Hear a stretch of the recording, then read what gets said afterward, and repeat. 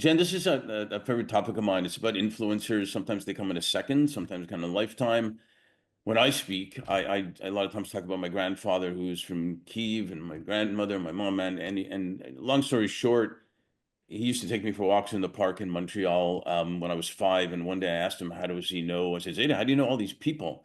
Because he talked to everybody, which is probably where the DNA came from on my side, I guess. And he said, well, one day I smiled at that guy over there, and he saw me smile, and he smiled back and came over to me. And then other people came and saw us talking and smiled. And as a 5-year-old, I'm thinking, well, life's pretty simple. I just got to smile at people. And then you get older, you start thinking about it too much and make it more complicated, but it really isn't complicated. A smile is physiologically, psychologically, everything does a lot of stuff. And that's just one example. So that was an influence of many for me. Can you share 2 or 3 people that have been influential in your life? Yes. So first one that comes to mind was Nick Vujicic.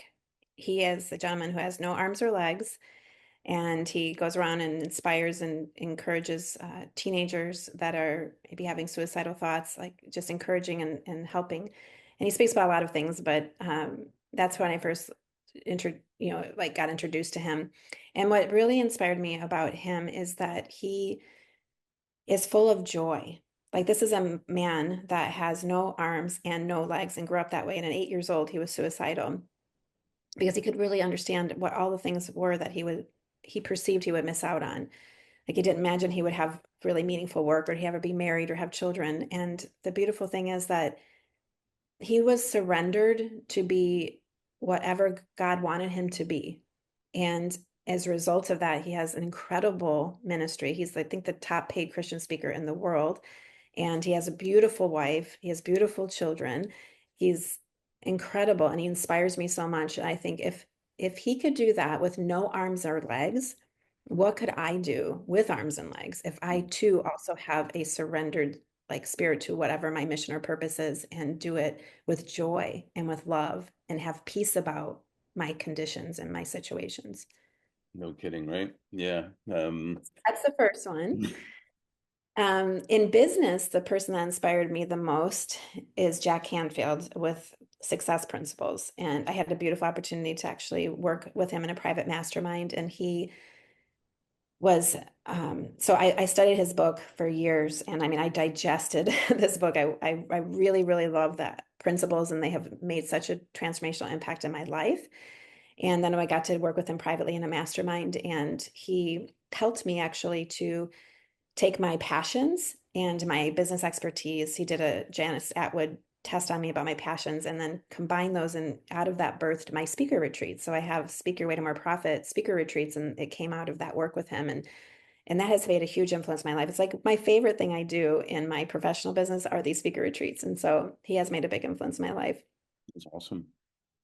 And then probably my third person would be my father. My father really taught me so much about relationship with money, and to like not have that sense of like holding, I don't know, I have such a relaxed feeling around money, that and just a really desire for generosity and to be generous. I genuinely would enjoy being able to abundantly live on 10% of my income and give away 90%. I have such joy in giving.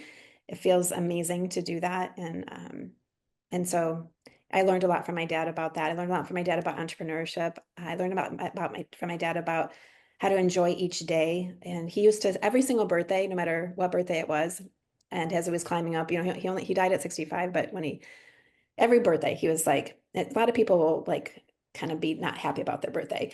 Now I'm getting older, but my dad would be like, he would celebrate the heck out of his birthday. He's like, some people don't get to be this age. And I think back to that. And every time I have a birthday, I'm like, you know what? Some people didn't get to be this age. Like my best friend, she passed away at a young age. Like, she didn't get to be this age.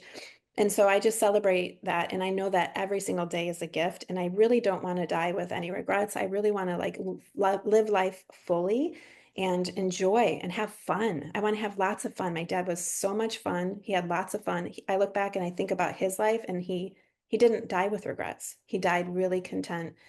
And although I feel his life was cut really short, I would have loved to have a lot more years with him, but he was a big influence in how I look at life and go through life.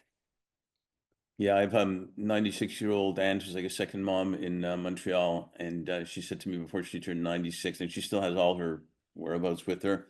She Yeah. said, "Where did 95 years go?" She said to me, and again, she knows the answer, but how does that even happen? But she's always said throughout her life, she with the kids and the rushing and this and the that and the deadline, all the stuff going on. She said, "Cherish every moment because you're going to miss it."